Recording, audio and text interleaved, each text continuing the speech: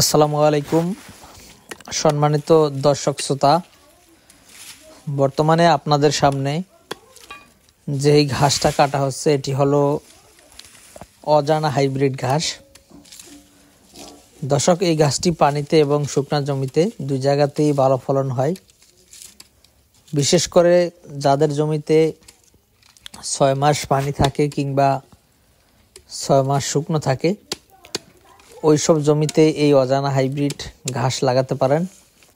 পাশাপাশি যাদের 12 মাস পানি থাকে কিংবা 12 মাস শুকনা থাকে, সেখানেও লাগাতে পারেন। তবে 12 মাস শুকনা যেই জমি থাকে সেই জমিতে অজানা না লাগিয়ে উঁচু জমির ঘাস লাগালেই অজানা থেকে বেশি ফলন পাবেন।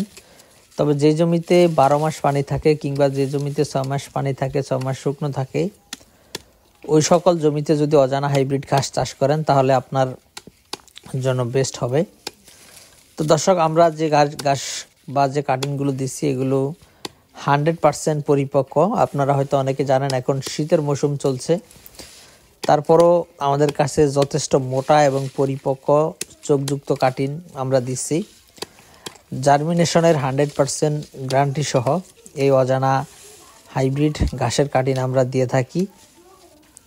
শুধুমাত্র অজানা হাইব্রিড নয়, বর্তমানে আমাদের কাছে সব জাতের ঘাসের কাটিং অ্যাভেলেবেল রয়েছে। বিশেষ করে আমেরিকান 5G গুয়াতিমালা ঘাসের কাটিং এবং চারা দুইটাই বর্তমানে রয়েছে, এবং ডক্টর জহির স্যারের চীন থেকে আনা যারা 1 হাইব্রিড ঘাসের কাটিং রয়েছে। এছাড়া রয়েছে ইন্দোনেশিয়ান স্মার্ট নেপিয়ার ঘাস, এছাড়া রয়েছে এলিফ্যান্ট হাইব্রিড।